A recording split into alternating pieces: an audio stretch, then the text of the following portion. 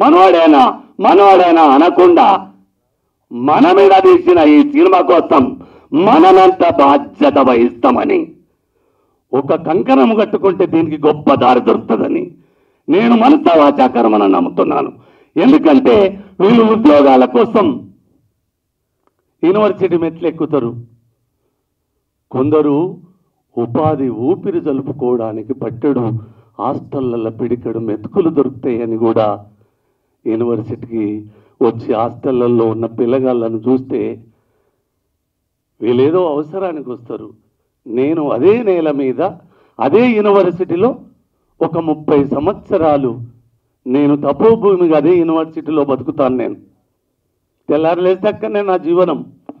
ఒక్కొక్క పిల్లగాళ్ళు పండుగలప్పుడు ఎందుకు బోరయ్యా అని అడిగితే ఏ ఆగురువే మైకులల్లా కాసేపు ఆగండి.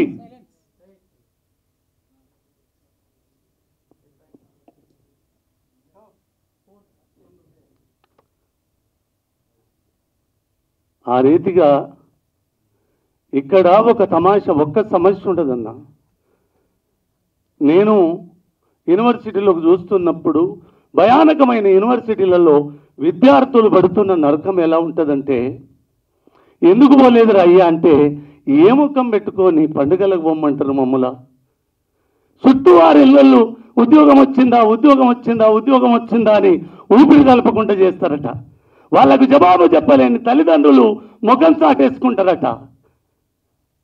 ఇంటికి పోతే ఆ అవమానాల కంటే ఉన్నా లేకున్నా హాస్టల్ల ఫుడ్ ఉన్నా లేకున్నా ఇక్కడ తలదాచుకోవడమే మా గౌరవాన్ని మేము నిలబెట్టుకున్న వాళ్ళమైతమని వాళ్ళు అలాడుతున్న స్థితి చూస్తే, తండ్రి చదువుకోలేదని చిన్నప్పటి ఏడ్చుతోంది, మీ బాధలు చూస్తే చదువుకోనందుకు నాకు చాలా గర్వంగా ఉన్నది అనిపిస్తుంది. నాకు ఏ సమస్య లేదు. ఇప్పుడు ఒక్కోసారి అనిపిస్తుంది కాదు, విద్య చాలా గొప్పది మానవాళికి. ఇలా నేను చదువుకోలేదు అన్న ఒక సర్టిఫికెట్లు లాలూచికి తూకమేసుకునే నేపథ్యాల గురి కాకుండా అక్షరమే నా దేహానికి అగ్గకపోతే ఇలా ఇక్కడ కూర్చుని మాట్లాడే అర్హత నాకు ఉండదు. చదువు అవసరం.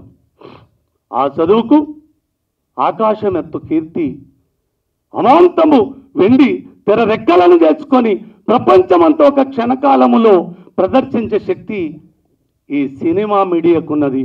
అలాగనే ముందున్న మీ కెమెరాల అటు పాత్రికేయ రంగానికి ఉన్నది. ఇలా ప్రతిదీ పబ్లిసిటీ ప్రతిదీ పబ్లిసిటీ ప్రతిదీ పబ్లిసిటీ. మా ప్రొఫెసర్ గారికి ఒక విన్నపం చేస్తాను. నిన్నటి దాకా మీ యూనివర్సిటీల్లో చదువుకోవడానికి విద్యార్థుల తడ వసూలు చేసిన ఫీజు ఎంత ఉండే